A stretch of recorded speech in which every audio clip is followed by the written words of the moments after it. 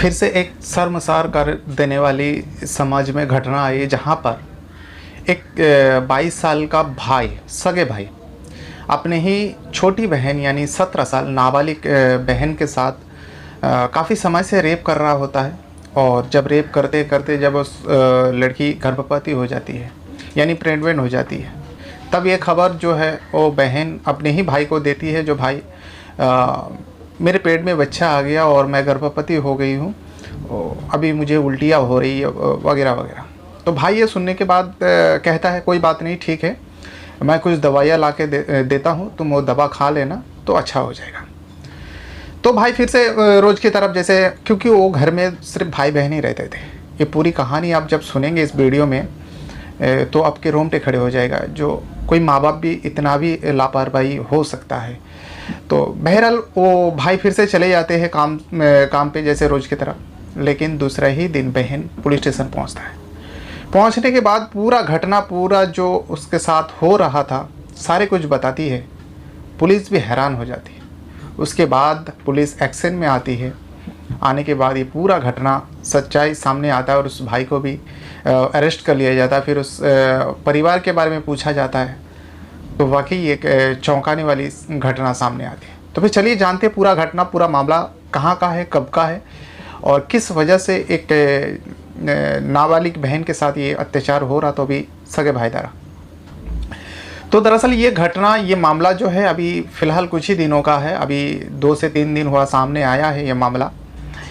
ये मामला है देहरादून का, एक जगह आता है रायपुर। देहरादून के अंदर ही एक रायपुर करके जगह आता है। उस रायपुर में रहने वाले 2 व्यक्ति, दरअसल दो जन रहते थे किराए पर मकान पे।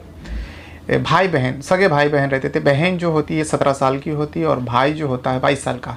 भाई का नाम दीपक है और बहन के नाम जो है रिया है। अब रिया दिन भर घर पे काम काज करती, घर का खाना वगैरह पकाना, बाकी जो भी काम रहता है वो करती। और भाई जो होता है ई रिक्शा चलाया करता है। उसी रायपुर इलाका में एक इलाका में ई रिक्शा चलाया करता है और जो भी दिन भर कमाता है वो लाके अपने बहन को देते हैं। बहन जो भी घर का खर्चा वगैरह करते हैं, सब कुछ करते हैं, खाना पीने का सामान लाते हैं वगैरह वगैरह, सब कुछ ठीक ठाक चल रहा था। लेकिन 21 अप्रैल 2023 को वो लड़की जो रायपुर का जिस इलाका में रहती थी, उस इलाके में पुलिस स्टेशन पहुंचती है। पहुंचने के बाद करीब 12 बजे, सुबह के 12 बजे उस टाइम जाती है और जाने के बाद कहती है सिपाही से, जो कांस्टेबल वगैरह हवलदार वगैरह रहते हैं पुलिसकर्मी, जो सीनियर ऑफिसर है, मुझे यहाँ का सीनियर ऑफिसर से मिलना है। तो कांस्टेबल कहता है बताओ क्या कहना है, क्या बताना, क्योंकि एक लड़की है, छोटी सी लड़की है। तो लड़की कहती नहीं, मुझे यहाँ का सीनियर ऑफिसर से मिलना है। तो एक हवलदार जो है जिससे वो पूछ रहे थे, वो हवलदार जाते हैं अंदर। तो कहते तुम यहाँ बैठो, मैं अभी साहब से मिलके तुम्हारी बात करता हूँ, तुम्हें मिलाता हूँ। अंदर जाते हैं। अंदर जाने के बाद ऑफिसर से बात करता है कांस्टेबल, जो एक लड़की आई हुई है, छोटी सी लड़की है। कहते हैं मुझे साहब से मिलना है। तो साहब भी कहते हैं चलो ठीक है, कोई बात नहीं, उन्हें लेके आओ। अब हवलदार साथ में उनको लेके जाते हैं उस ऑफिसर के पास। ऑफिसर देखते हैं कि बाकी 15-16 साल की लड़की है।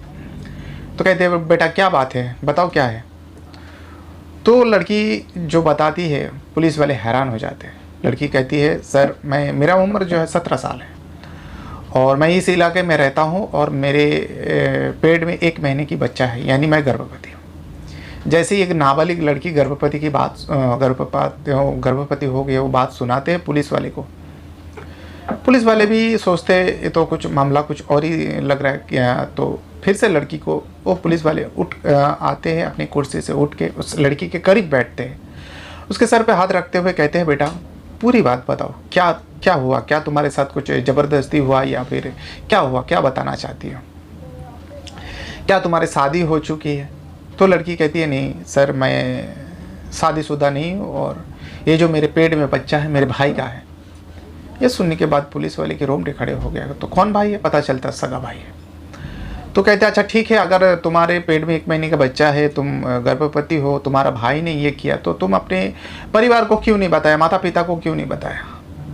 तो यहाँ पे लड़की खामोश हो जाती है और आंख से आंसू निकाल आती है उस रिया की। तब पुलिस वाले और दिलासा देते हैं। देने के बाद पूछते हैं, बेटा बताओ, तुम जब तक बताओगे नहीं तो हम लोग कार्रवाई कैसे कर सकते। तो रिया बताती है, सर हम लोग कुछ समय पहले ही यहाँ पे आए, हम लोग यहाँ का रहने वाले नहीं हैं, हम लोग मुरादाबाद के रहने वाले हैं। तो मुरादाबाद में हम लोग जब रहा करते थे, मेरे माता पिता भी हम लोग के साथ थे। हम 2 भाई बहन हैं। मेरा बड़ा भाई है एक, जिसका नाम है दीपक, 22 साल उम्र है, और मेरे नाम रिया है, मैं 17 साल की हूँ। कुछ टाइम पहले हम लोग जब मुरादाबाद में रहा करते थे, मेरे माँ बाप में अक्सर झगड़ा हुआ करता है। अब आए दिन झगड़ा होता था, इस वजह से वो दोनों परेशान होके दोनों अलग हो जाता है। जब दोनों अलग होता है तो हम दोनों के बारे में किसी ने नहीं सोची, ना मेरे माँ ने सोची, ना मेरे पिता ने सोचा, और दोनों अलग हो जाता है। फिर कुछ दिन हम लोग वहीं पे रहते हैं। फिर रहने के बाद मेरा भाई कहते हैं, जो ठीक है कोई बात नहीं, माता पिता अगर हम दोनों का साथ छोड़ दिया, मैं तुमसे बड़ा हूँ, मैं तुम्हारा देखभाल करूँगा, और इस इलाके में रह के यहाँ पे रहूँगा तो कुछ होने वाला नहीं है, चलो हम लोग दूसरी शहर जाते हैं, वहाँ पे जाके कुछ काम काज करेंगे।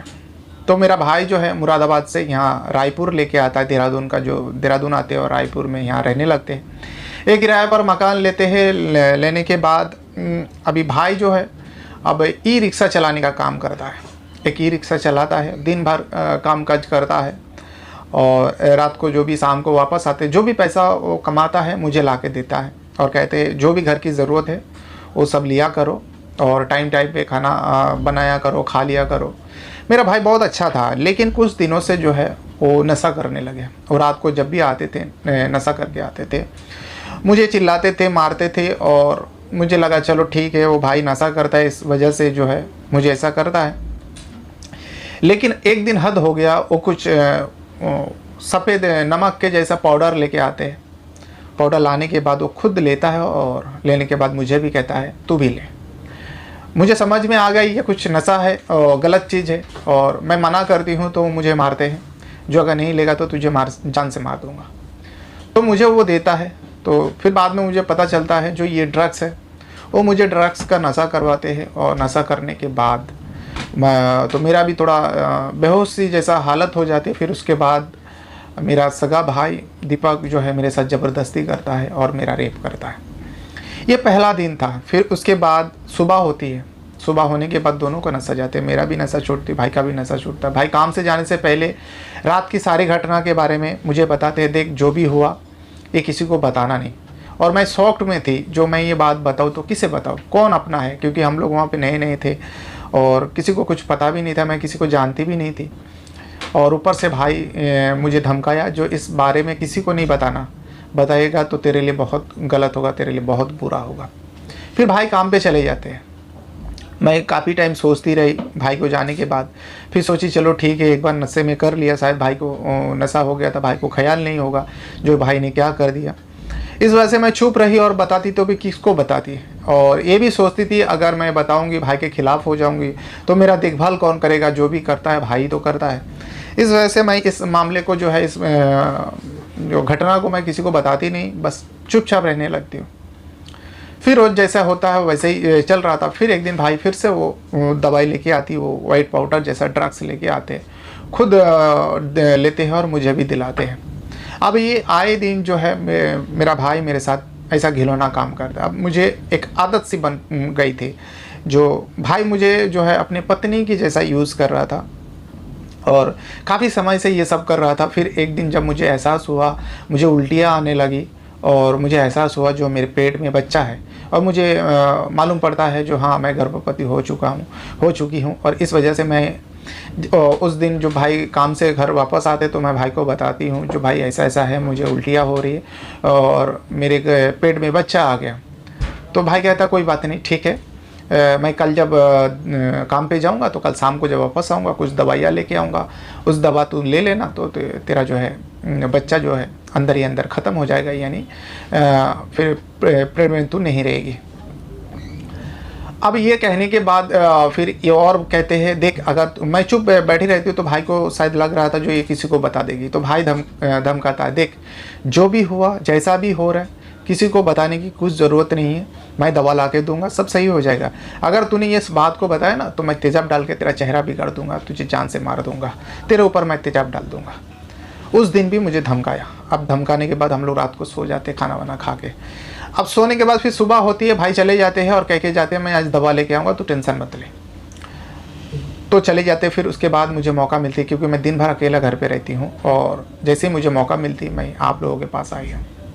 अब ये बात पूरी घटना पूरी कहानी जब सुना पुलिस वाले, और उस दीपक जो उसका भाई है, जिस इलाका में रिक्शा चलाता है, उस इलाके बारे में पता किया और पता चलता है जो हाँ उस इलाका में है। तो पुलिस का एक टीम जाती है और उसको जो है उसी काम के वक्त उस इलाके से पकड़ के लेके आते और लाने के बाद थाने में उसको लेके आते, फिर उससे पूछताछ होती है।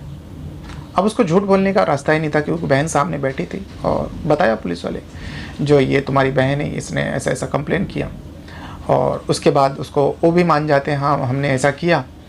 तो फिर ये पूरा घटना को देखते हुए फिर उसके बाद अब इस लड़की का क्या होगा पुलिस वाले सोच रहे थे। जो लड़की के साथ जो भी हुआ है, ये लड़की का जो गर्भपात तो करा दिया जाएगा, इसके लिए कुछ कानूनन प्रक्रिया है वो करेंगे, कोर्ट से परमिशन लेंगे, फिर उस लड़की का गर्भपात करा दिया जाएगा। उसके बाद उस लड़की को एक एनजीओ को सौंप दिया जाएगा, एनजीओ के ज़रिए किसी अनाथ आश्रम में भेज दिया जाएगा या किसी चाइल्ड इसमें भेज दिया जाएगा।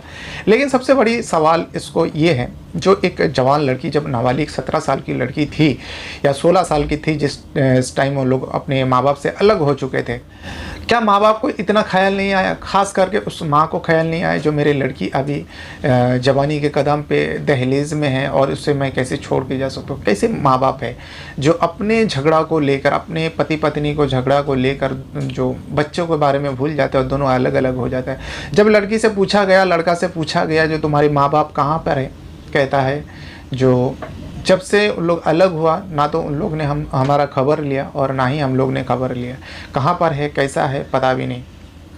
बाकी इस घटना ने फिर से एक बार एक रिश्ते पर सवाल खड़ी कर दिया, जो एक सगा भाई भी अपनी बहन के साथ ऐसा कर सकती है। वाकई ये बहुत ही दर्दनाक कहानी है, दर्दनाक घटना है। फ़िलहाल तो इस घटना के बारे में इतना ही पता चला है, क्योंकि ये हाल ही का है। आप चाहे तो सर्च करोगे, ये देहरादून का घटना है। देहरादून रायपुर करके एक जगह है, 21 अप्रैल को आप अगर सर्च करोगे तो आपको आसानी से ये कहानी घटना सुनने को, देखने को, पढ़ने को मिल जाएगी। और अपने साथ साथ अपना परिवार का भी बहुत ज़्यादा ख्याल रखिएगा। और इस वीडियो को देखने के लिए आपका बहुत बहुत धन्यवाद। Thank you very much.